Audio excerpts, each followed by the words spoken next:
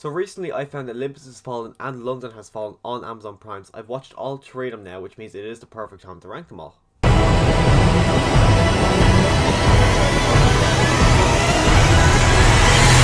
And before I shared my ranking, given my thoughts on these movies, I wanted to share Rotten Tomatoes' ranking according to all their rotten scores. So according to them, coming in third place, they do have London Has Fallen down at 27%.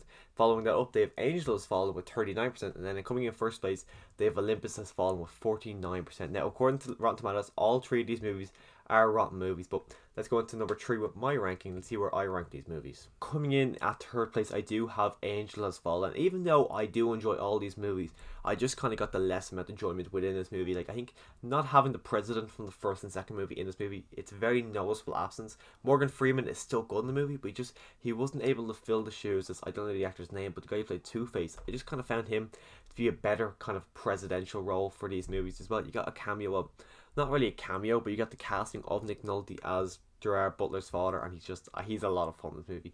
He's something that you don't feel is missing in the first and the second movie, but when he comes in here, it just feels like he belongs to this franchise. It just works really well. Gerard Butler, he's still good in this movie, but at the start of the movie, I was kind of thinking maybe he's a bit too old at this stage. Even though you got other action heroes older than him doing stuff like this, he just felt very old. I think it was all the medicine he was on, and they called all the scenario that was building at the start of the movie. I just kind of felt he was a bit too old. The villain in this movie was very predictable. They tried to set it up as one major reveal within the movie, but I was able to predict it from the very start of the movie, and it was just it kind of wasn't as good. Because I was able to predict it, I just didn't really enjoy it as much because I found it very predictable. The villain himself, he was a really weak villain. He's very cartoonish for some reason. And coming off the first two, where their villains are more memorable and more, I enjoyed the villains a lot more in the first two. But in this movie, the villains kind of fell flat. But there's a lot more character development for our hero in this movie, which does make it a bit more interesting because we get to see a bit more of his past. Well, we don't get to see it, but we get to hear a bit more of his past, which just kind of made it a bit more interesting to see this character progress. Coming in at number 2, I would not agree with Rotten Tomatoes here because I actually put London Has Fallen at number 2. I just found the action in this movie to be great. It literally goes from a car chase, then goes into a helicopter chase, and the action is it's really, really on point. The characters in this movie, the president in this movie, I just think is a lot better than he is in the third movie. I've said that in the kind of when I was talking about the third movie, but I just like it as well. And the fact that it's the entirety of London, it kind of drowns tension down a bit. It doesn't feel as much tension as it did within the first movie where they're just trapped in one location. But even though I like the idea of London being completely empty and it's just kind of a battlefield at the moment, I thought it was good. And as well, the scene at the end with the president, I thought that was the most, what would you say? I think it was the most nail-biting experience of this entire franchise, because I knew the president didn't return in the third movie because I seen the trailer for the third movie within cinema last year.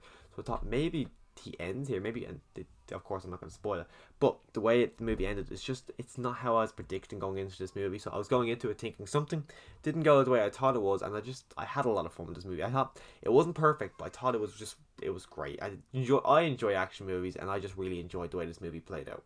And coming in at first place, I do have the first movie, Olympus Has Fallen. I would not agree with Rotten Tomatoes in making this a rotten movie because I actually had a lot of fun watching this. I thought the action scenes are great. I felt like the movie I think it's an hour and 40 minutes long, and you feel the intensity from the very start of the movie. It feels like everything they're doing is so time sensitive, and they have to get everything done as quickly as they can, which I thought for an action movie, when you can get something done like that really well straight out of the gate, I thought it was great. As well, the opening scene with the president's wife was something I really wasn't expecting. Going into this movie, I didn't expect to see that. Well, not as early as I did see it. And the whole scene of, we've seen the White House being destroyed millions of times in cinema. We've seen it, Independence Day is a big one that everyone goes to. But the way it was done in this movie, it felt so gritty and it felt so real. And it kind of surprised me in that way. As well, Gerard Butler is the best in this movie as he is in the entire franchise.